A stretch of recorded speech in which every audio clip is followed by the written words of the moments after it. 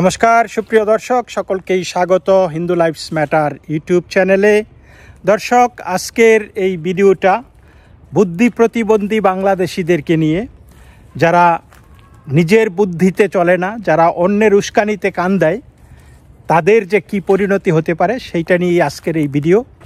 দর্শক, আপনারা জানেন যে বাংলাদেশের যেই চলমান কোটা আন্দোলন, যদিও সেটা কোটা আন্দোলনে আর সীমাবদ্ধ নেই, সেটা ছাত্রছাত্রীরা যেই আন্দোলনটা শুরু করেছিল সেই আন্দোলনটা এখন আর ছাত্রছাত্রীদের মাঝে নাই। এই আন্দোলনটা এখানে জামাত শিবির, বিএনপি, প্রতিক্রিয়াশীল মৌলবাদী চক্র সেটার সেই আন্দোলনে সওয়ার হয়েছে। সেই কোটা আন্দোলনকে একটা ভেহিক্যাল হিসাবে ব্যবহার করে তারা সরকার পতনের স্বপ্ন দেখছে, গদির স্বপ্ন দেখছে। এদিকে আপনারা জানেন যে অলরেডি ফ্রান্স থেকে সেই নষ্ট ব্রাহ্মণ পিনাকি ভট্টাচার্য ওরফে পিঙ্কি ভট্টাচার্য ওরফে প্যানিক ভট্টাচার্য, যিনি গুজব মাস্টার আর কি, গুজব সন্ত্রাসী, তিনি এখন আবার নতুন করে বুলেটিন শুরু করেছে। এই পর্যন্ত তার সব বুলেটিনই ব্যর্থ হয়েছে, আপনারা জানেন। তো তিনি বুলেটিন শুরু করেছে যে তারা নাকি এখন বিজয়ের দ্বার প্রান্তে, ছাত্রছাত্রীদেরকে ব্যাপক হারে আগের মতোই সেই আবার উস্কানি দিয়ে চলছে, যাতে ছাত্রছাত্রীরা রাস্তা না ছাড়ে এবং জনগণ, আপামর জনসাধারণ যাতে এতে সামিল হয়। আমরা যে লড়াইয়ের সাফল্যের দ্বার প্রান্তে, তার কয়েকটা লক্ষণ কিন্তু আমরা স্পষ্ট দেখতে পাইতেছি। ছাত্ররা গণ অভ্যুত্থানের ডাক দিছে, বিএনপি জামাত বিবৃতি দিয়ে এই লড়াইয়ের সর্বাত্মকভাবে ঝাঁপায় পড়ার আহ্বান জানাইছে। প্রফেসর ইউনূস জাতিসংঘ আর আন্তর্জাতিক সম্প্রদায়ের কাছে আহ্বান জানাইছে যেন তারা হস্তক্ষেপ করে এই সহিংসতা বন্ধে। সারা দুনিয়ায় যেখানে বাংলাদেশিরা আছে সেইখানে একাধিক প্রতিবাদ সমাবেশ হইতেছে, হাজার হাজার মানুষ সেখানে সমবেত হইতেছে। খুনি হাসিনার সরকারি আর দলীয় গুন্ডা বাহিনীর চরম আক্রমণের মুখেও গণযুদ্ধ তীব্র গতিতে ছড়ায় পড়ছে সারা দেশে। সমাজের সকল স্তরের সকল বয়সের মানুষ স্বতঃস্ফূর্তভাবে কোনো কেন্দ্রীয় নেতৃত্ব ছাড়াই নিজ নিজ এলাকায় ঝাঁপায় পড়ছে। খুনি হাসিনার পতন এখন এই লড়াইয়ের প্রধান লক্ষ্য। শত্রুকে খতম করার তার শ্রেষ্ঠ সময় হলো তার দুর্বলতম মুহূর্ত। এইটাই সেই মুহূর্ত, এইটাই শ্রেষ্ঠ সময়। তার তলপেটে সর্বশক্তিতে চূড়ান্ত লাথি মারা। বাংলাদেশের 18 কোটি মানুষের 36 কোটি পা নিয়ে প্রস্তুত এই শেষ লাথি মারার জন্য, যাতে মাসুম বাচ্চাদের রক্ত পান করায় ঘৃণ্য জানোয়ার যেন জীবন্ত উঠে দাঁড়াইতে না পারে। এখন আপনারা সবাই রেড ক্রসের কাফনের কাপড় আর 570 সাবান নিয়ে রেডি হন। ওর বাপের মতো হাসিনা, আওয়ামী লীগ, হাসিনার কুত্তা পোশাক এবং পোশাক ছাড়া সকল কুত্তা বাহিনীকে চিরজীবনের জন্য দাফন করবো আমরা খুব শীঘ্রই, ইনশাল্লাহ। ইনকিলাব জিন্দাবাদ। তো এই নষ্ট ব্রাহ্মণের ডাকে তারা বুঝতেও পারছে না যে কোন দিক দিয়ে কি হয়ে যাচ্ছে, কিভাবে এই নষ্ট ব্রাহ্মণ বাংলাদেশের মানুষকে গোল দিচ্ছে, বিশেষ করে মানে মুসলিম যারা নাকি হুজুগে মাতে তাদেরকে কিভাবে ধোকা দিচ্ছে, বোকা বানাচ্ছে, গোল দিচ্ছে, সেটা তারা টের পাচ্ছে না। তো তারাও সেই পঙ্গপালের মতো সেই গুজবে কান দিয়ে তারা রাস্তায় নামছে। এবং আপনারা জানেন ইতিমধ্যে বাংলাদেশে প্রায় কয়েকশো আন্দোলনকারী নিহত হয়েছে। যদিও আমি মনে করি যে এটা কোটা আন্দোলন যদি কোটার মধ্যে সীমাবদ্ধ থাকে তাহলে এটা একটা যৌক্তিক আন্দোলন, এটা আমাদেরকে সকলকেই সমর্থন করা উচিত। কিন্তু এই মুহূর্তে এই আন্দোলনটাকে আমি কোনো অংশেই সমর্থন করতে পারতেছি না, because this is not anymore quota আন্দোলন। এটা একটা ব্যাকডোর ক্ষমতায় যাওয়ার একটা পলিসি। তো যাই হোক দর্শক, আমরা সেই বিষয়টি নিয়ে আলোচনা একটু পরে করব। কিন্তু এখন যেই জিনিসটা আমাদের সামনে যেই খবরটা এসছে সেটা হলো সংযুক্ত আরব আমিরাত, ইউনাইটেড আরব আমিরাটসে যেই ঘটে যাওয়া ঘটনা। আপনারা জানেন যে সেইখানে আমাদের এই বুদ্ধি প্রতিবন্ধী বাংলাদেশি শ্রমিকরা, তারা মানে বউয়ের গয়নাগাটি, বাবা মার জমি জমা বিক্রি করে তারা সেই দেশে গেছে কাজের অন্বেষণে। তারা অনেকেই দিনমজুর শ্রমিক হিসাবে গেছে, গিয়ে সেইখানে এই যে নষ্ট ব্রাহ্মণ ওরফে গুজব সন্ত্রাসীদের পাল্লায় পড়ে সেইখানে তারা একটা প্রতিবাদ করেছিল, বিক্ষোভ করেছে। এবং সেই বিক্ষোভে অনেক অঘটন ঘটেছে। তারা নানান সন্ত্রাস এবং বিশৃঙ্খলার আশ্রয় নিয়েছে, তারা রায়ট করেছে। এই কারণে সেইখানকার বিচার বিভাগ আবুধাবিতে 57 জন বাংলাদেশিকে বিভিন্ন মেয়াদে কারাদণ্ড দিয়েছে। দর্শক, এই বিক্ষোভটা যখন সেইখানে ছড়িয়ে পড়ে আরব আমিরাতে, তখন তারা পুলিশ সেইখানকার তাদেরকে ওয়ার্নিং দিয়েছিল যে তারা যাতে এই বিক্ষোভ বন্ধ করে তারা যাতে চলে যায় এবং কোনো ধরনের রায়ট কার্যক্রমে যাতে জড়িত না হয়। কিন্তু সেই অতি উৎসাহী সেই মানুষরা, সেই হুজুগে মাতা বাঙালি, তারা সেই পুলিশের ওয়ার্নিং মানেনি এবং সেইখানে তারা তাণ্ডব সৃষ্টি করেছে, সন্ত্রাস করেছে, রায়ট সৃষ্টি করেছে এবং পরবর্তীতে 57 জনকে সেইখানকার পুলিশ চিহ্নিত করেছে এবং তার মধ্যে 3 জনকে তারা যাবজ্জীবন কারাদণ্ড দিয়েছে, যাবজ্জীবন কারাদণ্ড দিয়েছে এবং একজনকে 11 বছরের কারাদণ্ড দিয়েছে এবং বাকি 52 জনকে 10 বছরের কারাদণ্ড দিয়েছে। এবং আদালত আরও নির্দেশ দিয়েছে যে তাদের এই হেফাজত শেষ হলে বা তাদের জেল যেই শাস্তি ভোগ শেষ হলে, কারাভোগ শেষ হলে তাদেরকে যার নিজ নিজ দেশে অর্থাৎ বাংলাদেশে ফেরত পাঠানো হবে। তো এই হলো এই পরিস্থিতি দর্শক। এখন এই যে এই মানে হুজুগে মাতা বাংলাদেশিরা, বুদ্ধি প্রতিবন্ধী বাংলাদেশিরা পুলিশের কথা অমান্য করেছে। তারা ভেবেছে যে এটা বোধহয় বাংলাদেশেরই পুলিশ এবং তারা এই আমিরাতের পুলিশের তোয়াক্কা না করে তারা বেআইনি কাজে লিপ্ত হয়েছে, বেআইনি অ্যাসেম্বলিতে লিপ্ত হয়েছে, বেআইনি বিক্ষোভে লিপ্ত হয়েছে এবং তার কারণে এই শাস্তিটা এখন তাদেরকে ভোগ করতে হচ্ছে। দর্শক, এই পুলিশ কিন্তু এইখানকার যেই আমিরাতের যেই প্রশাসন, সেটা কিন্তু সেই আমেরিকা, কানাডা, ইউরোপ বা বাংলাদেশের প্রশাসন না। যেমন একবার জামিন হলেই আপনি বাইচা গেলেন, বা ইউরোপ আমেরিকাতে কি করে যে আপনার একটা শাস্তি হলো এবং সেই শাস্তির পরে আপনাকে ফর গুড বিহেভিয়ার 30-40% আপনার শাস্তি শেষ হইলে আপনাকে ছেড়ে দিবে, এই রকম কিন্তু না। তারা আমির শাহিতে একদম আপনাকে কড়ায় গন্ডায় যেই শাস্তি দেওয়া হয়েছে সেই শাস্তিটা আপনাদেরকে ভোগ করতেই হবে।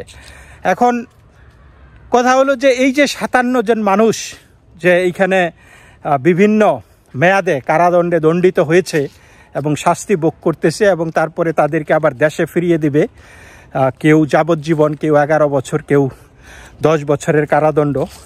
তো এইখানে এই মানুষ কিন্তু শুধু 57 জন নয় দর্শক, এই মানুষগুলা কিন্তু এই 57 জনের পিছনে কিন্তু বহু মানুষ আছে। এই 57 জনের পিছনে কিন্তু 57টা পরিবার আছে। আপনারা ভাবুন তো এই যে এই পরিবারগুলি কি অবস্থা হবে এখন। এই যে এই মানুষগুলা আরব আমিরাতে গেছে, এরা কিন্তু কেউই জর্জ ব্যারিস্টার না, তাই না? তা জর্জ ব্যারিস্টার হইলে কিন্তু এই আর ওই টাকা পয়সা খরচ করে সেইখানে কামলা কাটতে যাইতে হইতো না। কিন্তু তাদের পরিবারের অবস্থাটা একটু চিন্তা করে দেখুন। এই যে এই লোকগুলি যে প্যানিক ভট্টাচার্য ওরফে পিঙ্কি ভট্টাচার্য ওরফে নষ্ট ব্রাহ্মণ পিনাকি ভট্টাচার্য, তার কথায় কান দিয়ে তারা যে এই যে শতে শতে হাজারে হাজারে লাখে লাখে রাস্তায় নেমেছে, এখন কি এই পিনাকি ভট্টাচার্য এই পরিবারগুলিকে দেখভাল করবে, এই পরিবার বা তাদের সাথে জেল খাটবে? না, পিনাকি ভট্টাচার্য কিন্তু আরাম আয়েশ করছে এই মানুষের এই যে ভিউ ব্যবসা করে।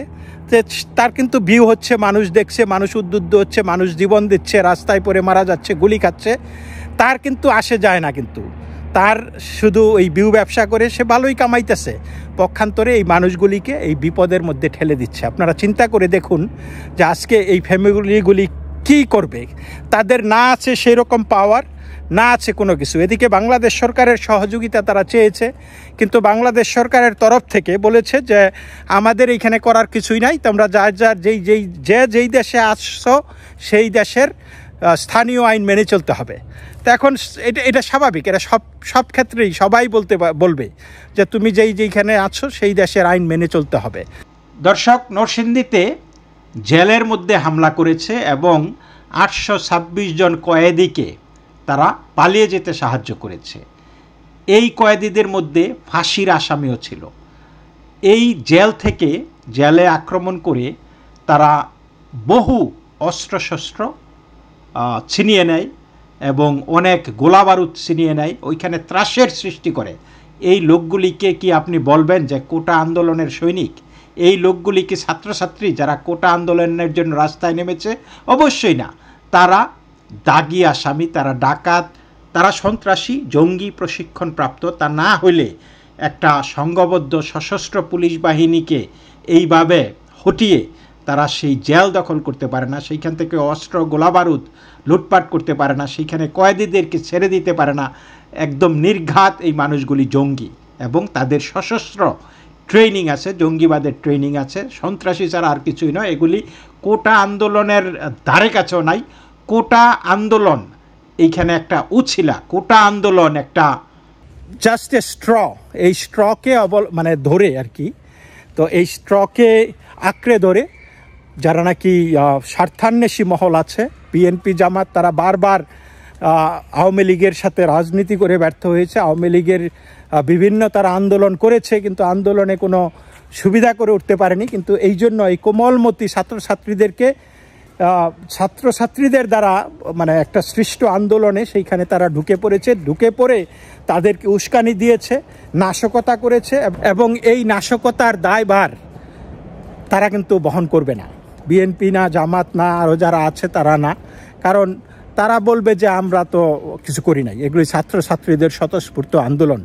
কিন্তু ছাত্রছাত্রীদের স্বতঃস্ফূর্ত আন্দোলনের দাবি কি করে হয় এখন শেখ হাসিনাকে পদত্যাগ করতে হবে, ছাত্রলীগকে নিষিদ্ধ করতে হবে, ছাত্রলীগকে সন্ত্রাসী সংগঠন হিসাবে ঘোষণা দিতে হবে, এই সমস্ত দাবি কেন? আরও অনেক নানান দাবি দেওয়া এখন উঠতেছে। সুতরাং এই যদিও আমরা জানি যে কোটা অলরেডি সুপ্রিম কোর্ট এই অধিকাংশ কোটাই বাতিল করে দিয়েছে এবং সরকার সেই ব্যাপারে প্রজ্ঞাপনও জারি করেছে, কিন্তু আন্দোলন থামে নাই। কিন্তু আন্দোলন থামে নাই, কারণ এই আন্দোলনের উদ্দেশ্য তো কোটা না, আন্দোলনের উদ্দেশ্যটা হইছে অন্য জিনিস। তো সেই অন্য জিনিস সেটা হলো ক্ষমতা দখল করা, সেটা যেইভাবেই হোক সেই ক্ষমতা না পাওয়া পর্যন্ত কিন্তু তাদের এই আন্দোলনটা থামবে না। তো যাই হোক দর্শক, শেখ হাসিনা প্রধানমন্ত্রী তিনি বলেছেন যে এই মানে দুষ্কৃতিকারীদেরকে তারা খুঁজে বের করে কঠোর শাস্তি দেবে এবং তাদেরকে দেওয়া উচিত অবশ্যই। সো এই পরিস্থিতিতে দর্শক এইটা এই আরও উস্কানি আমরা দেখতে পাচ্ছি। পিনাকি ভট্টাচার্যের ভিডিও আমরা দেখতেছি, যদিও বাংলাদেশের মানুষ আর সেই ভিডিওগুলি দেখতে পাচ্ছে না, সুতরাং উস্কানিটা তাদের কাছে পৌঁছতেছে না। কিন্তু আমরা যারা বহির্বিশ্বে আছি তারা দেখছি যে তিনি বলছেন যে তাদের আন্দোলন নাকি সফলতার মুখ দেখতেছে। দর্শক, এই সফলতার মুখ কিন্তু আমরা বহুবার ধরে শুনে আসতেছি, কারণ আমরা একবার 2023-এর ডিসেম্বরেও শুনেছিলাম যে বিএনপি বা ক্ষমতায় আসতেছে, হাসিনার সরকার পড়ে যাচ্ছে, আর 3 দিন মাত্র আছে, ঘন্টায় ঘন্টায় তিনি বুলেটিন দিতেন। কিন্তু তারপরে আমরা কি দেখলাম, যেই লাউ সেই কদু, তাই না? এতদিন চুপচাপ ছিল, তারপরে আবার হঠাৎ করে যখন এই ছাত্র আন্দোলন শুরু হলো, আবার তার বুলেটিন শুরু হলো, আবার মানুষকে বিপদগামী, মানুষকে উস্কানি দিয়ে তিনি আবার রাস্তায় নামাতে চাচ্ছেন। এবং সেই জিনিসটা আমরা দেখতে পাচ্ছি। আমরা দেখেছি সৌদি আরবে শুনেছি তারা গাড়ি ভাঙচুর করেছে 2-1টা, এবং পুলিশ তাদেরকে খুঁজতেছে। কারা, মানে সৌদি আরবের একটা বাঙালি এলাকা আছে, হয়তো তারা কেউ বলবে না কারা এটা করেছে, কিন্তু পুলিশ তাদেরকে খুঁজছে। আপনারা জানেন যে সৌদি আরবে কি হয়, আপনি অন্যায় করলে আপনার যেই কাজটা করছেন, যেইটা দিয়ে যদি হাত দিয়ে গাড়ি ভেঙে থাকেন তাহলে আপনার হাতটা কেটে ফেলবে, আপনার পা দিয়ে যদি গাড়ি ভেঙে থাকেন তাহলে আপনার পাটা ভেঙে ফেলবে, আপনি যদি গাড়িতে আগুন দিয়ে থাকেন তাহলে আপনার হয়তো শরীরেই জ্বালাই দিবে। সৌদি আরব হইছে টিট ফর ট্যাট। তো দর্শক, এই যে এখন ভাবুন, যারা নাকি আমেরিকা কানাডার এই যে আন্দোলন দেখা যায়, আরে এরা তো কিছু কয় না, এরা তো ইউরোপে যে এরা তো মানবাধিকারের দেশ, তাদের এখানে যা খুশি করা যায়। তো এগুলি করে করে যারা অভ্যস্ত হয়ে গেছেন তারা একবার তাকায় দেখেন এইবার আপনাদের সেই পেয়ারের দেশগুলি, যেই দেশগুলির নিয়ে আপনারা এত গর্বিত, সেই দেশগুলি কি খেলাটা দেখাইতেছে। তো আমার কষ্ট লাগে যে এই যে মানুষগুলি, মানে সালনাই কুত্তার বাগানাম, তারা গেছে কাজ করতে, তারা কাজকর্ম করবে বা রুজি রোজগার করে পরিবারের সচ্ছলতা ফিরিয়ে আনবে, সেটা না করে তারা গেছে এই কাজ করতে, এই যে বিক্ষোভ করতে। তাদের যদি বিক্ষোভ করার এত ইচ্ছা থাকতো তাহলে তারা দেশে থাকতো, দেশে গিয়া কামানের সামনে দাঁড়িয়ে পড়তো, সেই আবু সাঈদের মতো দাঁড়িয়ে পড়তো পুলিশের সামনে, তাহলে শহীদ হয়ে যেত। আমরা জানি আবু সাঈদ আপনারা তাকে অনেক শহীদ মানে শহীদই মর্যাদা দিচ্ছে অনেকেই। আবু সাঈদ আপনারা যেটা দেখেছেন, he was totally taunting the police, মানে পুলিশ একবার দুইবার ওয়ার্নিং দেওয়ার পরে রাবার বুলেট মারার পরেও সে কিন্তু ভাবছে যে রাবার বুলেট এই আবার কি, এটা দিয়ে তো আমার কিছু হবে না। কিন্তু মানুষকে যে উপর্যুপরি কয়েকবার ঘুষি দিলেও যে মানুষ মারা যাইতে পারে, সেই এই বুদ্ধি প্রতিবন্ধীরা একবারও চিন্তা করে নাই। তো পুলিশ 5-6 বার রাবার বুলেট দেওয়ার পরে সে হয়তো কোনো কিছু ব্যাকওয়ার্ড জায়গায় লেগেছে, সেইখানে সে মারা গেছে এইভাবে। তো এইরকমই আমি বলবো যে যারা নাকি মরার খায়েশ আছে, যারা নাকি তাহলে এই অন্যায্য মানে ন্যায্য আন্দোলনটাকে অন্যায্যভাবে নিয়ে আপনারা জান দিতেই পারেন, এবং যেটা এখন বাংলাদেশে অনেকেই দিচ্ছে। এবং আজকে যেই আবুধাবিতে যেই ঘটনাটি ঘটেছে, যেই 57 জন বাংলাদেশি এখন কারাভোগ করতেছে, তাদের থেকেও একটু শিক্ষা নেওয়া দরকার। যদি আপনার এতই খায়েশ থাকে, মানে যাবজ্জীবন কারাদণ্ড ভোগ করার, 10 বছর 11 বছরের কারাদণ্ড ভোগ করার, আপনার যদি পরিবার পরিজনের কোনো চিন্তাভাবনা মায়া মমতা না থাকে, তাহলে আপনি মানে দায়িত্ব জ্ঞানহীন হলে যেটা হয় আর কি, আপনি তাহলে করেন গিয়া যা খুশি মন চায়। আর একটা কথা মনে রাখবেন যে যা করবেন নিজের বিবেক থেকে করবেন, চিন্তা ভাবনা করে করবেন যে এটার পিছনে কারা আছে, কারা কারা জড়িত, এটার পরিণতি কি হতে পারে। এইগুলি যখন ভেবে চিন্তে সব কিছু করবেন, তাহলে দেখবেন যে আপনি অনেক জিনিস থেকে নিরাপদ দূরত্বে থাকতে পারবেন, নিজেকে নিরাপদ রাখতে পারবেন, পরিবারকে নিরাপদ রাখতে পারবেন। তা না হলে এই যে পিনাকি, তারেক রহমান, এদের কথা শুইনা যদি আপনারা গড্ডালিকা প্রবাহে ভেসে যান, তাহলে পরিণতি যা হবার তাই হবে। আজকে তারেক জিয়া বা এই নষ্ট ব্রাহ্মণ পিনাকি ভট্টাচার্য কিন্তু আপনাকে বাঁচাতে আসবে না, কেউই বাঁচাতে আসবে না, কেউ বাঁচাতে পারবে না। দি কোর্ট হ্যাজ স্পোকেন, এবং আপনাকে সেই পরিমাণে সেই মোতাবেক কেউ যাবজ্জীবন, কেউ 11 বছর, কেউ 10 বছর জেল খেটে তারপরে আপনার আবার দেশে পাঠিয়ে দিব, এখানে থাকতেও পারবেন না। আর থেকেই লাভ কি, তখন আপনার জীবন অলরেডি শেষ, তাই না?